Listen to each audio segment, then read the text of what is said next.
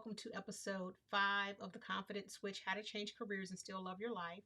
I'm your host, Shamika Williams, and today we're going to talk about step number 4 in the pivot process, which is power. Now, before we get started, I want to do a quick recap of the 4 P's of the pivot process. Number 1 is purpose. Number 2 is passion. Number 3 is preparation. And number 4 is power. Now, power was at the time of the writing of my book and still is one of the toughest topics to really explain at times for me. I'm sure it will become easier over time. But the way that I like to look at it is when you are looking to drive a vehicle on a flat surface, flat terrain, you can do that with a regular vehicle, right? You don't need any special widgets or gadgets, no special horsepower. It can be a two-wheel drive, just the simplest of simple when it comes to being able to navigate from point A to point B when you're driving on a flat surface. However, if you are looking to climb up, say, a mountain or some rough, rugged terrain, maybe you're doing some hiking, something of that nature, and the terrain that you're looking to navigate just isn't as smooth as asphalt. You need a very different type of vehicle. You need a vehicle with a different type of power that has the ability to continue to turn those wheels so that you are able to climb that terrain that you're on. So you may need very different types of wheels. You may need very different type of horsepower. You may need a different setup in terms of just the structure of the vehicle, just to be able to navigate that rougher, more lumpy, for lack of better words, type of terrain, right? And with that, that's where I like to think about power. When we go through life and we're seeking to accomplish very basic goals, these aren't things that are going to require that we stretch ourselves or step outside of our comfort zone. We can do that just being who we are. We don't need to change or transform into anything else, because we can manage getting from point A to point B with the hardware that we currently have. And when I say hardware, is really it's software. And it's the software that's your mind, the programming that you have of your subconscious mind. You can get from point A to point B without having any special equipment.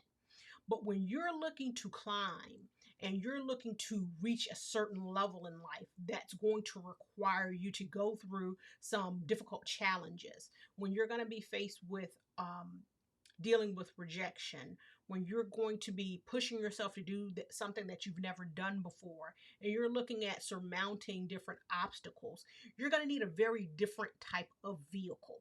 And so with this particular section of the pivot process, it talks about how you can reprogram your subconscious software so that you have the type of equipment that you need in order to reach your goal. And I felt that this was important because I realized this is what played a big part in me not reaching several of my goals early on in my career.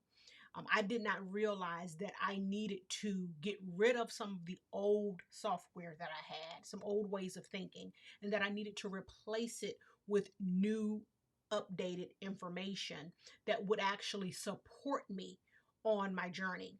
And what we don't realize is that it's a lot of the information that we've been allowing ourselves to accept and receive and hold on to that's been holding us back. So one of the things that I talk about in the book, in this particular section, is about the power of affirmations and affirming yourself. Because the true thing is that power comes from within.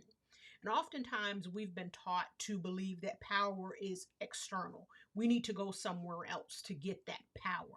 No, the power is within you. And so you want to go within to pull that power out so that you can display it and become it and utilize it in your everyday life. And so what I did is I started affirming myself. I had to think about some of the areas of my life where I felt like I had challenges thinking very confidently about myself. And I created affirmations to help counter those beliefs. In fact, one of the things that I share in the book is that I had challenges at one point with finishing the book. And I had to create affirmations for myself about myself as a writer, as a creator, as someone who could um, communicate with a level of influence and charisma to really attract people to my message. I had to create affirmations to help me overcome the way that I really thought about myself and the way that certain beliefs that I allowed myself to hold on to.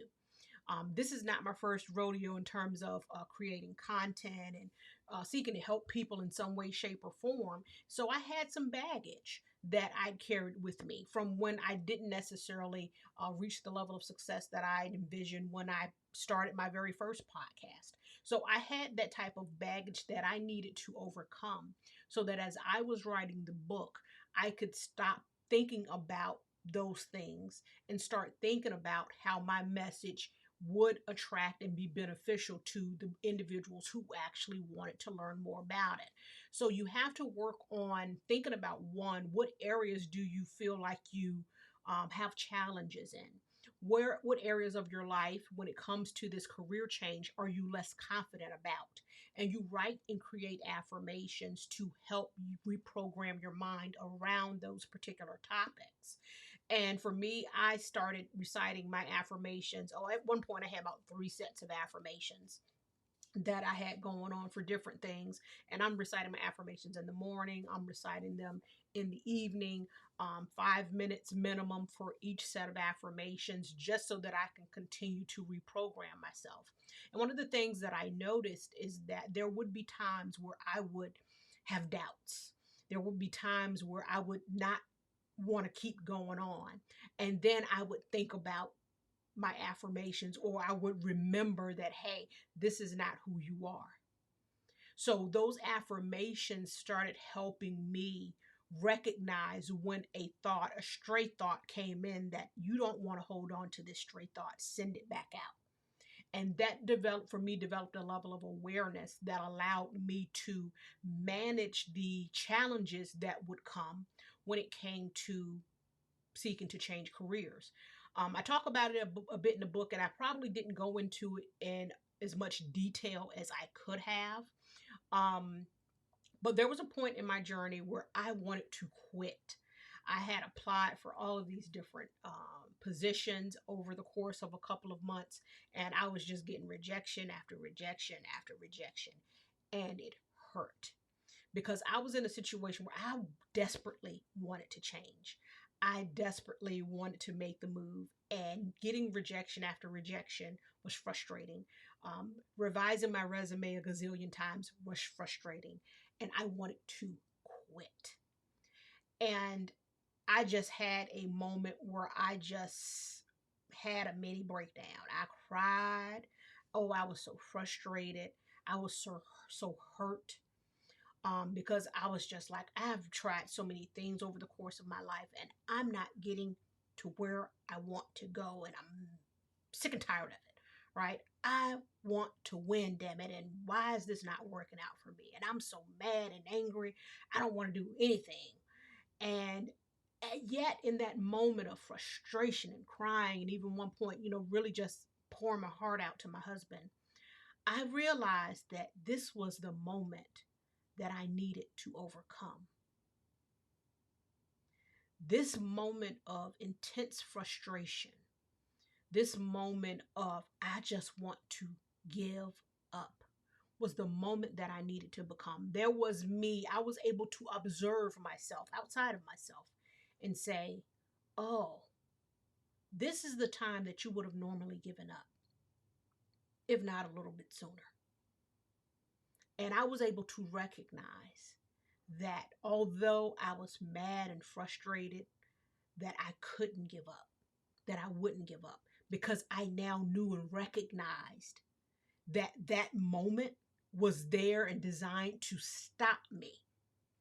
And I wasn't going to allow it to stop me. And so instead of quitting, I persevered. And a couple of days later, I was able to accept a new position. And so having developed that and understanding, having reprogrammed my mind, knowing that these emotions that creep in are not minds. These negative things are not minds to hold on to. They're just passing by. And I have to be strong enough to let them pass by and not grab them and hold on to them like they're supposed to stay. And so I let that moment pass me by because I was then aware that that's not who I am. I had been affirming myself. I had that power to know and recognize that I could and would overcome the challenge that I was currently facing. And that's where power comes from.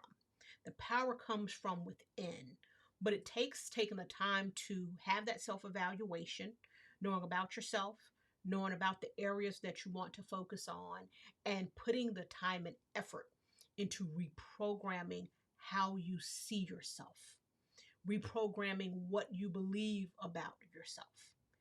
And that is what helps get you through the tough times on this journey. So, thank you so much for tuning into this particular episode of The Confident Switch. I look forward to speaking with you again next time for the next episode, where we're going to talk about a bonus section that I included in the book that is full of great information and content. So, I look forward to talking with you guys again soon. Peace.